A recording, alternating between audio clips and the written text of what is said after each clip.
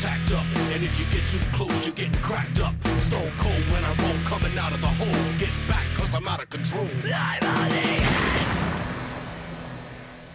Welcome to Lucas Oil on the Edge, coming to you from St. John, Washington with the A400 Jet Boat Race. 6 competitive teams took on the man-made course and will bring it all the way down to 2 teams for the finals. Let's find out who will be on top with OTE.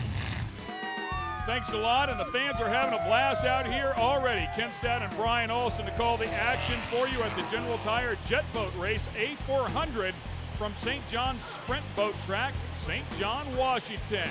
If you've never seen this before, you are in for a treat. These boats are lightning quick, very fast. They have a navigator, they have a driver, and of course, both guys have a lot of nerve, and we don't want to rule out the ladies. Yeah, the other thing you got to remember is the rotation of this track is never the same. While the track layout itself doesn't change, each and every time you come here, you only find out what the track's going to be like the night before the day's event. All right, fellas, A400 going to tackle this driver's race course in St. John, Washington here at Webb Slough. Now, what's cool about this class is you can go up to 412 cubic inches of pure power. V8 cast iron block, a lot of engine there for these 16-foot boats that weigh just over 1,000 pounds. Now, they put out about 700 to 800 horsepower, which translates to 6G in the corner. No transmissions, direct drive, though they must have reverse. You can power them on racing gas only. No NOS, no nitromethane. I know you guys have that in your pocket when you're at home doing nothing else. The A400s are going to get around here in about 45 to 50 seconds. That's pretty fast, boys. Yeah, that's a ton of horsepower. The A400 category, driver and navigator, as we mentioned before, and of course the navigator better be right, otherwise they beach them quick. And with an average of 2 horsepower per cubic inch and only 1,000 pounds, they are very fast. Now we start off with an 8 cut, and then the top 4 from the 8 cut advance. This is Paul Carr Jr. and Josh Carr. As we get started here, the highlights from our 8 cut round. Father and son team there from Sequim, Washington. Nice looking run. And as we mentioned earlier, as you watch the navigator there, telling the pilot which way to go. 10 G's, pretty good number, 56.23 to get things fired up, Ken. And both of them earning the Rookie of the Year status in 2008. Let's go to Scott Saxton and Frank Barand. They are our next pair in the 8 cut here out of Surrey, BC. And the cubic inches on this one, 406, and as you can see right there, a time of 56.42. Oh, we'll go on board with one of the best teams in the business. Absolutely, 4-time national champions here. We're talking about Doug Hendrickson and Hannah Mack. You can see Hannah, she's got the sunglasses on, doing all the pointing. And that is very, very critical in this game. And as we mentioned earlier, you only know the routine of the track for the first time the night you arrived the night before, and they set quick time for the round. And they set quick time for the better part of 4 seconds, which is huge, but one pair left. That is Kyle Patrick and Alex Patrick. Again, national championship caliber team here. Yeah, watch this machine because this is another great racing boat here. And 2 great team members. And by the way, Alex and Kyle from Oregon. Oh, look at that number, Ken. Absolutely, quickest lap of the round. We love to hear from our fans. Go to www.facebook.com and become a fan of Lucas Oil on the Edge. Join our OTE private group or like our page. Then post your comments about this Lucas Oil on the Edge episode. This Lucas Oil on the Edge telecast is being brought to you by Lucas Oil. Made in America, sold to the world. General Tire. Anywhere is possible. Ready Liftoff Road Suspension. A new revolution in off-road suspension design and development.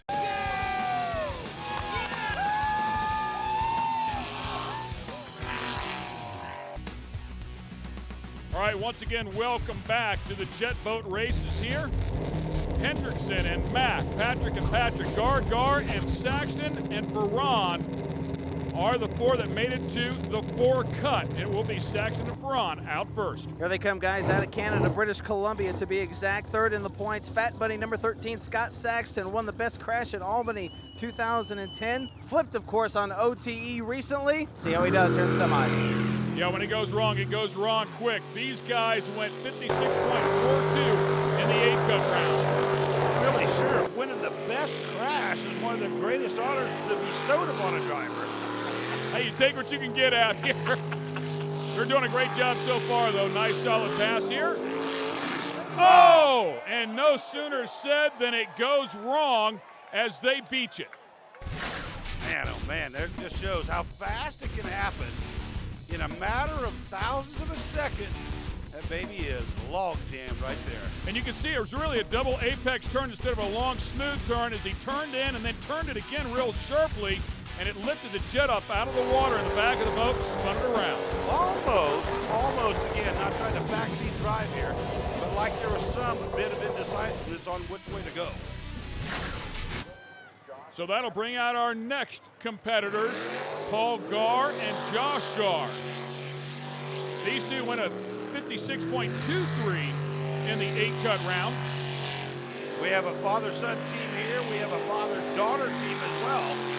And in the round of the 4-cut, we have 2 male-female companions that made the 4-cut. And lifted the back of that out of the water just for a moment, too. You can hear it almost like spinning the tires or slipping the clutch. You can hear the RPMs go up. The boat wasn't accelerating forward.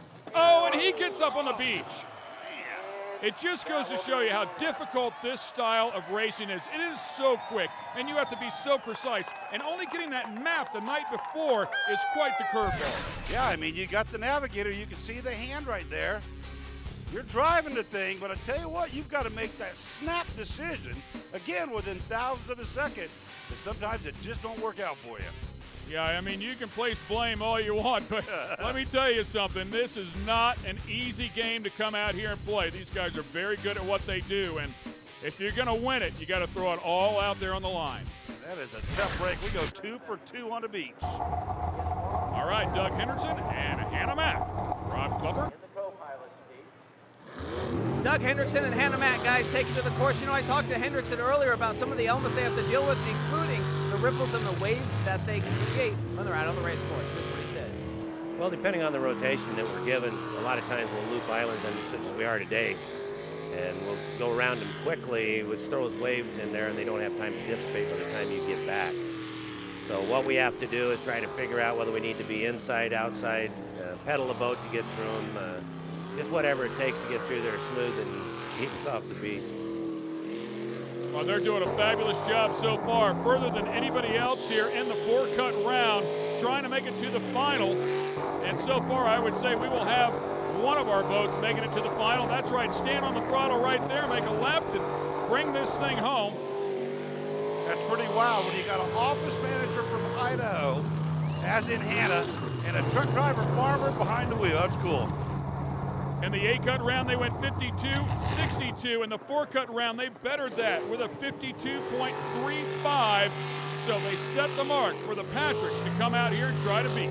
Father and daughter team. I mentioned 2 pairs of male-female combinations. This is the father-daughter team, Kyle and Alex Patrick, the machine out of Oregon. Boy, he dodged a big bullet right there. I mean, skipping the back of that boat across the land, but he is hanging it out. Keep in mind, they were quickest in the 8-cut round at 51.75. That was a great driving job, man. It almost looks fake. They are going so fast. Smooth as silk, and one of the keys right there is in the center of the racing groove, if you will. It happens to be water this time. Great job, man. That thing is on a rail. Just violent G's, and when they snap turn those things. Coming back across here, what are we going to get for time? How about a 52.19, just about 0.15 of a second quicker than the Hendrickson-Mack combo. We've got ourselves a final, and it's coming up next. We're down to 2. One last race will determine who will go home with the top prize. This is a pick'em race because each team has been on fire all day long. Will it be the Hendrickson and Mack team or the Patrick team? Time to find out. All right, time for the final round as that thing idles out here. The category once again, the A400 class. Those are the 2 teams that have made it to the final. It has been neck and neck all day long. Hendrickson and Mack out first. Listen to that motor. It sounds like even with that header combination, something you might hear in a B Econo dragster. If you're at the dragster, if you look at it, single carbureted, sheet metal intake manifold, and it has to use gasoline. So very similar in nature to a drag racing engine here. And I will tell you, as they are approaching about the halfway mark right now, this is by far the quickest lap we have seen so far here today. Yeah, they are ahead of the previous best times. Two of the best, the defending champion in the past 2 years in the category. This is going to be a dance. Throwing it down, going against all taboo, using all green, which used to be a taboo color in motorsports. And they are making it work for them right here. Look at this number, ladies and gentlemen. Yes, the quickest pass we've seen by some 1.5 seconds all day long. Congratulations to Hendrickson and Mack. 50.381 the time. They have definitely set a tall mark for the Patricks to come out here and surpass. Wicked Racing, they call it the big number one, but can the Patrick gang, who the 2 previous rounds have been the quicker of the 2 boats, go quicker than the number there for the team of Hendrickson and Mack? Talk about something that'll spin your head when they go on board and you take a look at that view. Yeah, there's a good look at it right there, and just how quickly it happens and how narrow that track is. And the one thing you can't feel right there are those true G-forces that basically are snapping those heads back and forth. And while these drivers, in fact this father-daughter team, make it look very easy, it's not easy at all, man. 10 Gs is a lot. Absolutely. We see very nice and clear here. The navigator and driver, I promise you, their vision is blurred nearly all the time. By the way, this is going to be extremely close as they charge down here for the finish line. Will they have enough? They've been quicker all day long, and no, they will not. They will lose it in the final round to Hendrickson and Mack by 0.6 of a second. Actually, a little bit less, about 5,500. What a great battle between those top 2 teams all day long. And that's the way they wrap it up in the A400 category. And Doug Hendrickson says, how cool is that? It's very cool, Doug. You guys won here to kick off the year. You're back at St. John, 2nd win of the year, still atop of the mountain on the points. Congratulations. Well, thank you very much. We're glad to have you here. Lucas Oil, we want to thank them on the edge, K&N, all of our sponsors, VP Fuel. This is just awesome. This is our 5th win in a row here, and it doesn't get any better. Guys, there they are, winners for the 2nd time, Wicked Racing 01, Doug Hendrickson and Hannah Mack. Excellent stuff. Congratulations. When we come back, we'll take you to the dirt. We're back with Lucas Oil on the Edge. It's been a great show already, and now we're turning up the volume with a completely different event. It's time to hit the dirt track for pro flat track motorcycle racing. Down and dirty here on OTE. Again, a very exciting form of motorsports. That little guy, who knows, he might be a flat tracker when he gets older. This is the 26th annual Dairyland Classic flat track motorcycle race presented by Lucas Oil here at Sheboygan County Fairgrounds in Plymouth, Wisconsin. With more on the race here today, let's get it back down to Rob Glover. The Pro Division here at the Dairyland Classic, these are riders that carry the Pro competition license from the AMA. Now the guys like Jared Mees, Michael Avila, Chris Carr, all in the house, the best of the best riders from coast to coast going for big money here tonight in this little town in Wisconsin. When I mean Pro Division guys, that means you guys aren't allowed. Wonder how he knows that. He's basing it off of his talents. All right, let's go to semifinal 1. Talk about a stacked house here. These riders are so talented. Big time speed here, a lot of horsepower, and of course some of the biggest names of all time in the field. And don't let that 450cc number foul you up. These babies are punched out to probably about 600 cc's. They make a lot of power, and you got to remember the key here is managing that power here to what could be a dry, slick racetrack here today, Ken. The AMA Grand National Championships began in '54. They actually split the divisions up there over a few years, but in 2010 they reunified the Grand National Championship so that the top rider can carry that prestigious number 1 plate. That's what all these guys are obviously after to win that championship. Brock Schwarzenbacher and Nick Smith, Robbie Trinan, all of them going at it here in the semifinal. They come from Wisconsin, they come from California, Illinois, Minnesota, you name it, Pennsylvania, Kentucky, all over just to be a part of it here. You got the big names like Chris Carr, who's been involved with it probably 25 years or more, and you've also got the young guns, like the Mike Avilas, who at 17 years of age is the most recent champion in the category, having taken the TT win at Springfield. J.R. Schnabel doing a great job there on the number 33 as he managed to hang on. It was a sketchy ride, but he picks up the win in the semi. Multi-time AMA Grand National champion Chris Carr, the farewell to flat track tour. Why this year? Why are we retiring this year? You know, I'm 44 years old and I'm racing against some 17, 18, 19-year-olds out there, and you know, it's time. The body doesn't heal as quickly as it used to. I've accomplished more than I ever expected or dreamed of on this journey. So I figured it would be a great way to say goodbye to all the fans across the country. Hitting about 35 events this year, and this is one of them. So it's a good way to say goodbye to Wisconsin. Well, Chris Carr is certainly going to be one to watch here tonight, guys. As we said, a multi-time Grand National champion. The crowd goes crazy when he gets out on the track. Yeah, 7-time Grand National champ, and of course the legendary Chris Carr has actually joined me here in the booth for some select OTE shows. He is an awesome guy and an even better rider. 35 events at the age of 44, that is impressive to say the least. Keep your eyes on the number 4. And Chris Carr, like a number of the riders, has been down a time or two in that probably 25-year plus, 28-year plus racing career. So he's had a broken bone or two, but he does know his way around the racetrack still. Yeah, and those reflexes are still extremely good. As you see him in second place right there, really holding tight. And boy, you can see the quick adjustments that are needed. These guys are hanging it out on the edge, and at any moment, that bike would love to come sailing out from underneath you. Look at that. Man, what an awesome save. California, Pennsylvania, Connecticut, Martin, Carr, Coolbeth, your top 3 here. Martin doing a great job, as well as he's out front, put a little bit of distance between him and Chris Carr. Now Chris Carr has put some distance between himself and Kenny Coolbeth out of Morris, Connecticut. Final lap, all Michael Martin needs to do is stay cool. Chris Carr, meantime, Kenny Coolbeth is trying his darndest to go around the multi-time champion, who's currently in second, but I don't think the job's going to happen right here. As Michael Martin will take the checkered flag, it'll be Carr and Coolbeth 2 and 3. The top 3 will transfer into that final round. That's exactly what they were hoping for, and the final now is set. Listen up, Lucas Oil on the Edge fans. It's time to prove how much you love OTE by downloading the free Lucas Oil on the Edge app for your iPhone and iPad.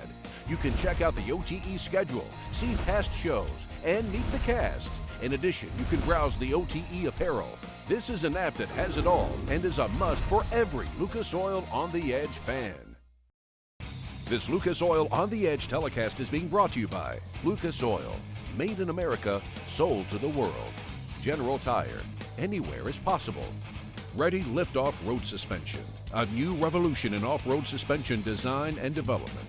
Welcome back to the Dairyland Classic, the 26th running up, presented by Lucas Oil. The Pro Main is set. And with more on it, let's get it back down to Rob Klepper. Well, guys, here we go. The best of the best in the Pro Division right behind me. 17-year-old rider from Central California, Michael Avila. Last year, he was fast qualifier, did not make the show. He said experience has paid off. This year, he won his heat race, and he will start on the front row to try and win his first Dairyland Classic. The current national singles points leader trying to pick up a big win here in Wisconsin. We'll keep our eyes on him. Here's a look at the lineup, and again, some big names in here, a lot of veterans in here, including, of course, Chris Carr. You see him there.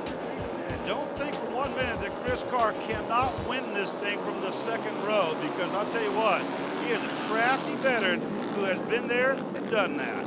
It is a tight pack through turn number 1 as they all get off to a good clean start. Jesse Janich of Hartford, Wisconsin on board the Honda, and right behind is Sammy Halbert out of Graham, Washington. And Sammy Halbert, certainly one of the big names, an AMA Grand National Champion in 2009. Oh, baby, number 4 makes a move right there, goes around Jethro Halbert, and Jethro on the 69 machine is backing up. Now it's Janich, Sammy Halbert, and Sammy takes the lead, and right there in third is Chris Carr. Yeah, Sammy and Jethro are brothers, both typically in the top 10 in Grand National points. They really do, typically in the top 5 here at the Dairyland Classic. So always keep your eyes on them as we see Sammy take over the point. all part of the AMA series. You know these bikes run on quarter, third, half, and full miles. This race here, particular race, is on a third of a mile. Woo! Sammy way out there hanging it out. Keep in mind he was in contention for the title a year ago, but served a one-race suspension for rough riding. He's not afraid to throw down, but right there just got a little bit too wide, opened up the door, and Jesse took advantage of it as he gained the lead. Chris Carr right behind him. Janice right there where he needed to be, man, and he grabbed that spot. Keep in mind, this is a 20-lap main event. Unlike the previous runs, to the outside. The semis on the great matchup. Chris Carr goes to the outside, and it's going to cost him a spot. The number 9 of Jared Mees, another AMA Grand National champ, comes up and now is taking a look at the lead. Sammy Albert alongside it is Sammy, and Jared Mees will take the lead here. Jared Mees, the 2009 AMA Grand National champ in the Twins division, half-mile and mile events, and he's hanging it out here right now, coming out of Michigan. Man, once he got that baby out in the open air, he is to check it out. He leads the battle for second, third, and fourth here. Sammy Halbert now in second, and then of course Chris Carr as a white flag flies in third place, and look at the gap that Jared Mees has put on these guys. And Carr in fourth place, and I don't think he's going to settle for that as Jared looks back. No problem here, baby. Got this one covered up. He looks back, takes it easy, and Jared Mees. It's not really funny. We laugh about it, while we're doing this, but well, it's pretty cool to see him just look back and go, look how bad I beat you guys. We laugh not because of the other guys, but because that is amazing that he can put that gap on such talented people. That is a perfect race for Jared Mees. Congratulations to him. We'll get it down to Rob Klepper, who's with our winner. Congratulations, man. 3 in a row. Got to be happy with that. Oh, man, it feels really good. The heat race, got a bad start and it was slippery. The motorcycle just works phenomenal here. I don't know what it is about this place, but it works so good here.